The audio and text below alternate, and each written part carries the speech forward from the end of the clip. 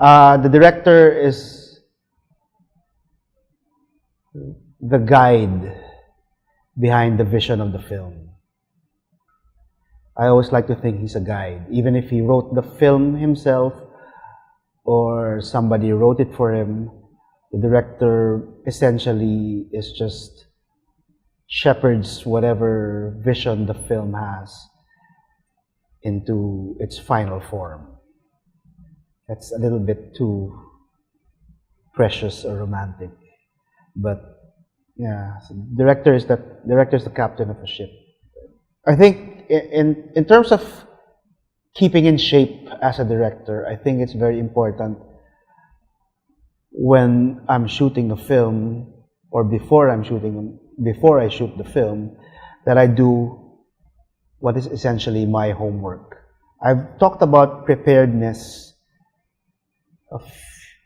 some time back, and I think it's still very, very important for a director to be always prepared and always sort of sure what he wants to do. I say sort of because I always try to put a little elbow room for myself, for my DOP, for my AD to sort of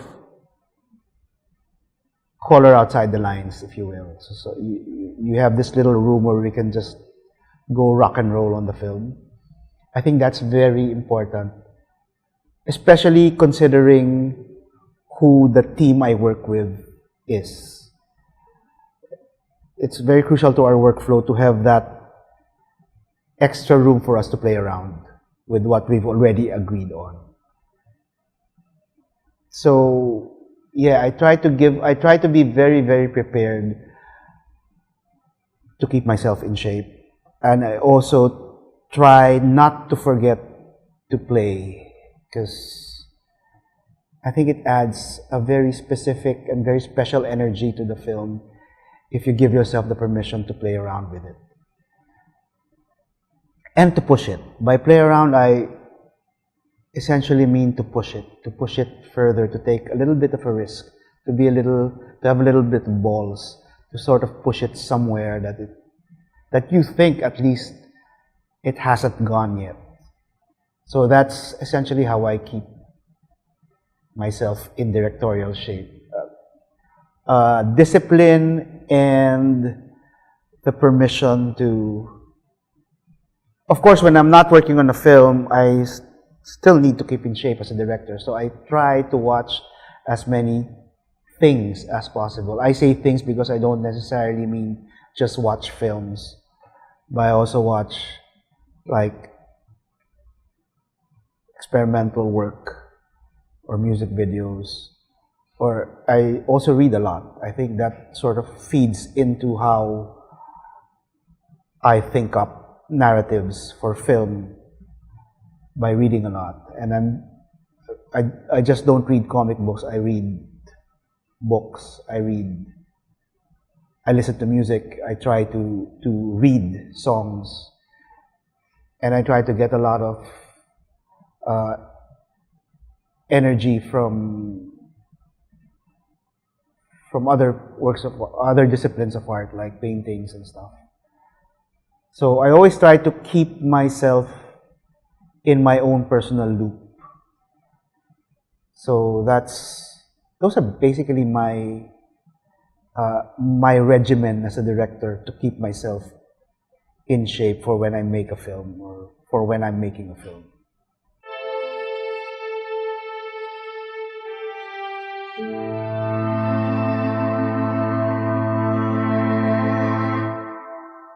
I've always said that every step of the filmmaking process for me is intensely collaborative. I also said that a lot of credit goes to my collaborators when it comes to the overall quality of the film.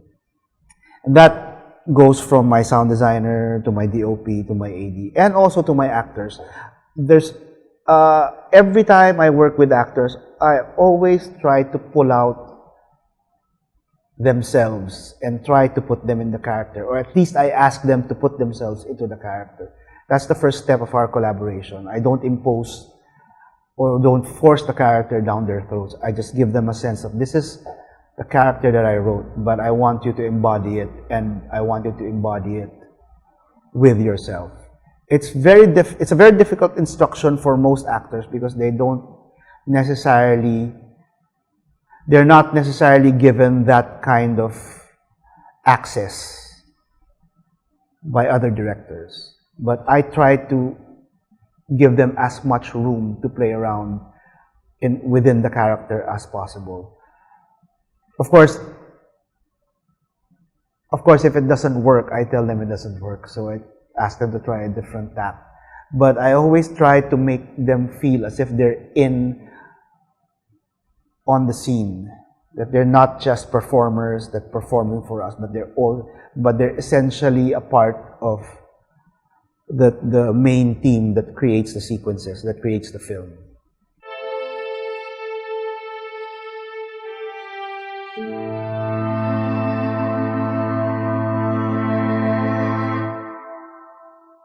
When I'm writing and when I'm making a film, I don't necessarily think of an audience.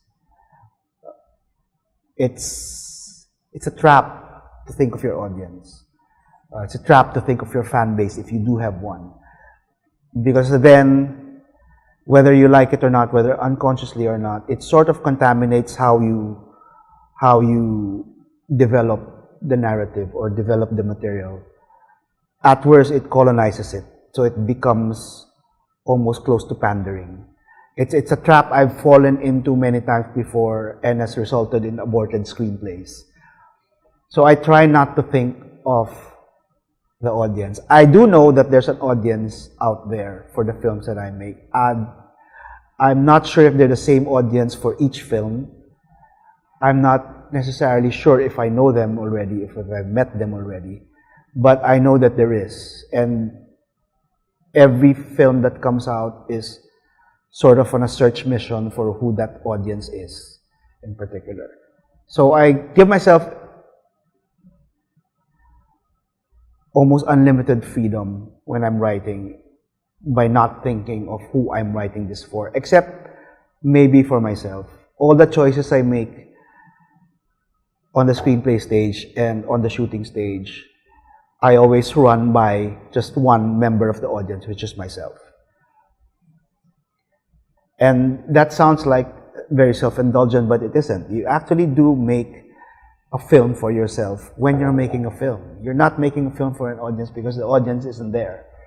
And the audience isn't giving you notes. And the audience isn't giving you notes. So no, you're really making the film for yourself, essentially.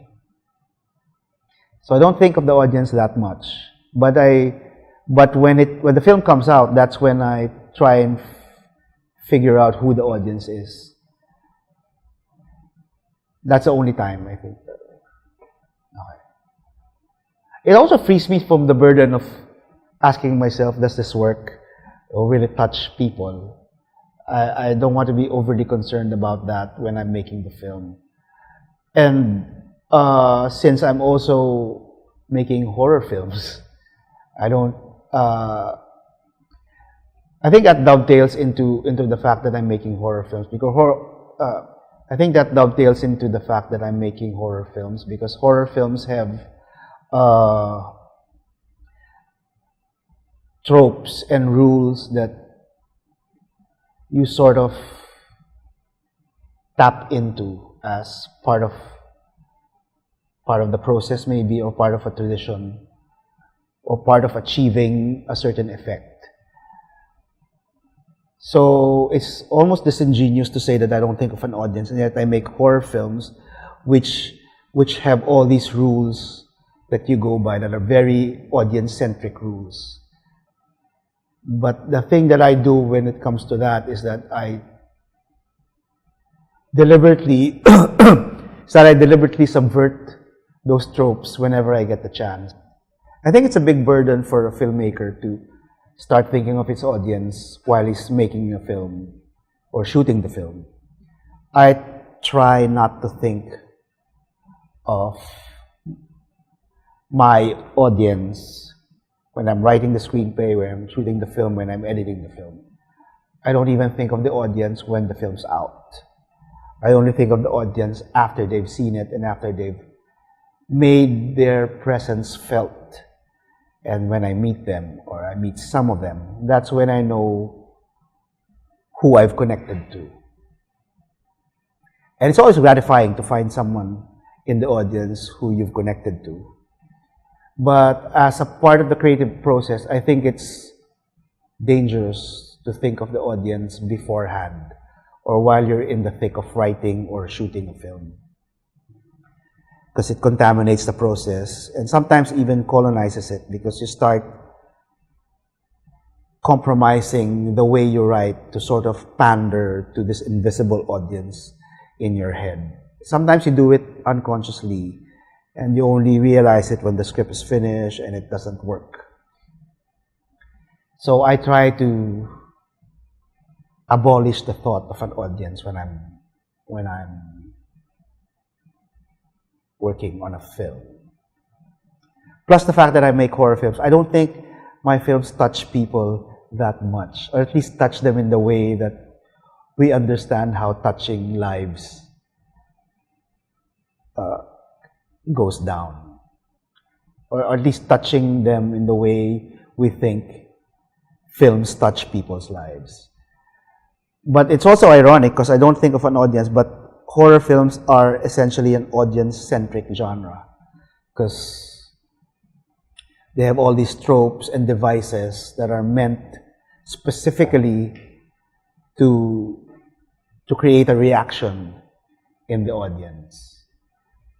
What I do about that when I'm working is to be hyper aware that I have all these tropes at my disposal and sometimes deliberately include them in the script and try to subvert them. I've always been a big fan of the horror genre, but I've always hated its excesses. So I try to figure out a way to either avoid them or to subvert them whenever I have the chance. In If You Leave, after deliberately avoiding jump scares in my first film, I indulged myself and included 2 scenes that had jump scares, but I tried something slightly different with it. And I think it paid off more than I expected it to. So that's just one example of how I sort of like try and play around with the cliches and the formulas of the genre. So, and that's also one way of me trying to duck the fact that I am working in a very audience-centric genre.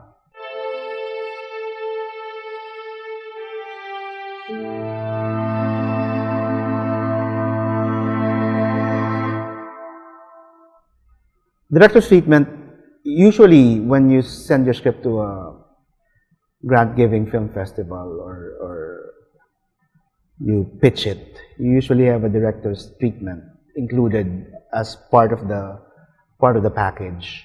The treatment is essentially how you shoot. The director's treatment is essentially how you plan to shoot the film.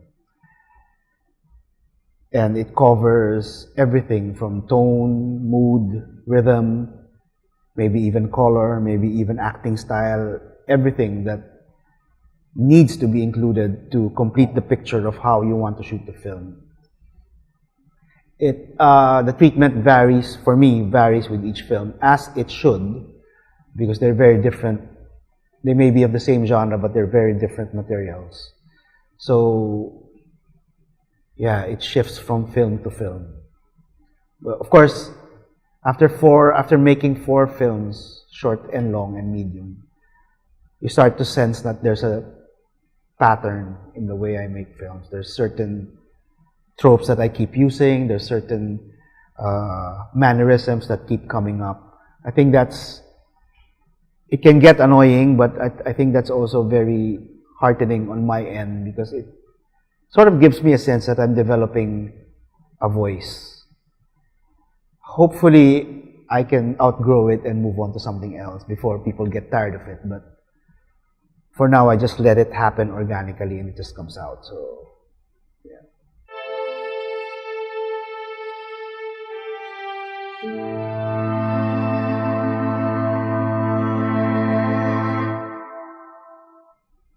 It's a common question. People ask me how to make a film that's good or how to make a good film. I have no idea.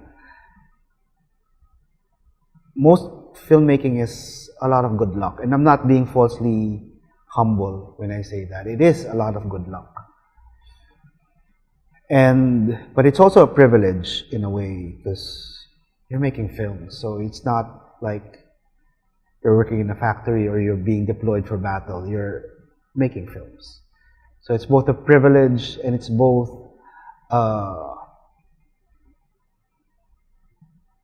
a lot of good fortune also comes into play. A lot of good luck also comes into play in the making of a good film. Or into the making of a film, period. I have no formula for how to make a good film. A friend of mine suggested that maybe a certain sense of honesty might go a long way. And I agree with that. But I'm also fond of artifice. That's why I'm making films, because I want to make art. And art is a very artificial endeavor. It goes beyond truth and honesty into a certain area. Some selfish, it's self-indulgent, maybe a little pretentious, but yeah. So that's sort of where I'm at when it comes to my approach to making films. I always want to make a good film. I'm never sure if I'm going to. Even this close to dubbing out, I'm still not sure if I made a good film or not. Even after it's been screened for more than half a year, I'm still not sure if my film is good. That's me, basically. But that's also, I think, a lot of filmmakers. That's also the essence of filmmaking. You're not quite sure, but you go in and do it anyway. So I don't think there's a hard and fast formula for making good films. There's a way you can learn how to make a film, but to make it good, that I don't know. It's a function of many elements, and the biggest part of it is good luck. Well, the paradox is that you can have a very beautiful looking film, very glossy, very well crafted and well made, but empty. And you could have a film that's shot on a camcorder on no money, but can be very beautiful. That's the whole beauty of filmmaking and the freedom you will allow yourself when you make films. That's sort of like the polar extremes, or the two ends that you can go to. So I think it's the definition of a good film is very relative and has nothing to do at all with technology or with money or with lack of money or whatever. There's a quote, I don't remember it entirely, I can't quote it verbatim, but there's a quote by a writer called Mark Danielewski, who wrote House of Leaves, where essentially he defined passion not as enthusiasm, but as suffering. Because passion is all about persisting despite defeat. That's sort of the gist of what his quote says. And people keep invoking passion as a prerequisite for making art. But they sort of also misconstrue passion as being this enthusiasm to make things. It isn't, because many times you will fail. So the more times you fail, the more you should get up and persist. Passion is very painful. Passion involves suffering and fighting for something that you may very well lose. So that ultimately goes into the art that you make, whether it's a film or a book or a piece of music. I talked earlier about this Bukowski quote that unless it comes unasked, don't do it. What he meant was, if you want to write and you have to take lessons to learn how to write, then don't write. When you want to write, you just pick up a piece of paper and a pencil and you write, or you go to your computer and you write. If you want to make films, you go out there and you make films. That, in a way, sort of defines passion, but it's not necessarily the only definition of passion. But that whole imperative to go out and make things, that restlessness to go out and make things, to go out and make films, that I think sort of, that doesn't necessarily guarantee you make a good film, but it guarantees sort of that it makes you a filmmaker worth your salt in some weird way.